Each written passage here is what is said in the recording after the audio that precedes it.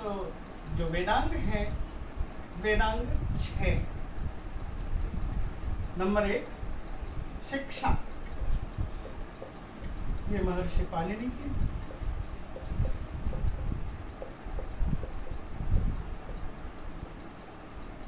तो शिक्षा के बाद कल्प। कल्प जो है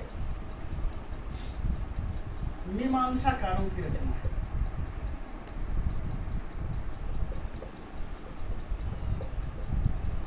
किस तरह से यज्ञ के लिए यज्ञशाला आदि का निर्माण हो और उन चीज़ों की चर्चाएं उसमें है, नाप तौल की चर्चाएं हैं, तो कल्प ग्रंथ है। नंबर 3 व्याकरण। ये व्याकरण ग्रंथ भी महर्षि पाणिनि, हम इसे भगवान पाणिनि भी बोलते हैं। इन्होंने प्राचीन कालीन 8 वैयाकरणों को इकट्ठा करके एक व्याकरण का रूप दिया है और इसकी मूल पुस्तक का नाम है अष्टाध्यायी। इसके अंदर 4000 से अधिक सूत्र हैं। इसके अतिरिक्त इसके उनादि कोश, लिंगानुशासन, गणपाठ, फिट सूत्र और भी पुस्तक है जो कि व्याकरण से रिलेटेड है। और इसके बाद इसी पर विशेष कार्य है कात्यायन का, वार्तिक लिखा है, महाभाष्यकार पतंजलि का है। इसके अतिरिक्त हम चर्चा करते हैं निरुक्त। जब हम वेद के शब्दों की चर्चा करते हैं तो महर्षि यास्क को नहीं भूल सकते। यास्क ने समझाने की कोशिश की है कि केवल एक ही अर्थ नहीं निश्चित किया जा सकता, रूढ़ अर्थ ठीक नहीं है, योग रूढ़ भी है। तो इस तरह से एक एक शब्द को तोड़कर उन्होंने अर्थ समझाने की कोशिश की है। इसके बाद छंद। छंद महर्षि पिंगलाचारी है।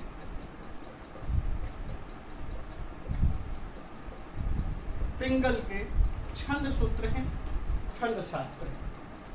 और 6 नंबर पर आता है ज्योतिष।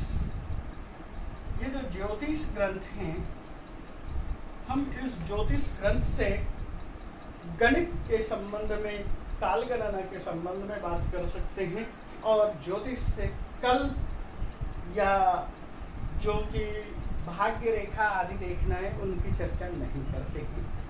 ग्रह नक्षत्र और उनकी गति की बात केवल करते हैं। और इसके अनेक लेखक हुए हैं और ईसा पूर्व 1300 ईस्वी से इसकी रचना शुरू हो गई थी। ज्योतिष में वशिष्ठ का भी नाम उल्लेखनीय है। अब मैं बात करता हूँ वेद के अतिरिक्त।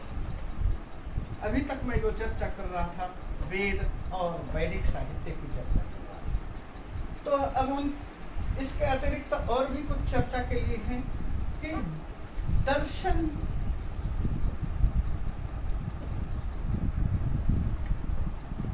ईश्वर को समझने का एक साधन दर्शन भी है और दर्शन भी 6। तो 6 दर्शन कौन है? सांख्य,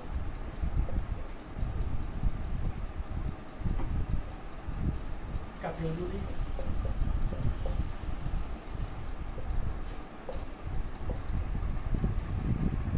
योग महर्षि पतंजलि,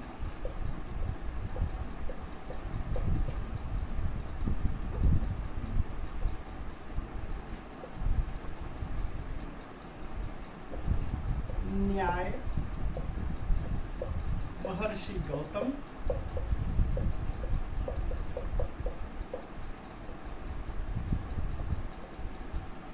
वैशेषिक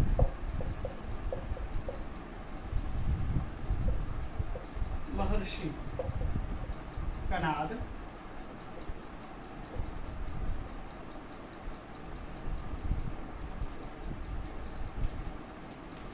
मीमांसा, इसको हम पहले पूर्व मीमांसा कहेंगे। जैमिनी,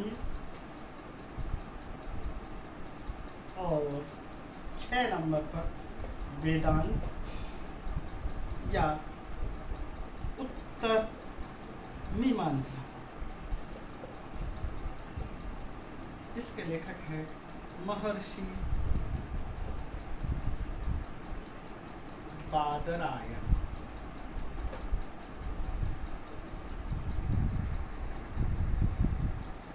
तो इस तरह से दर्शन है। इन दर्शनों के माध्यम से सांख्य 25 तत्व की चर्चा की गई है।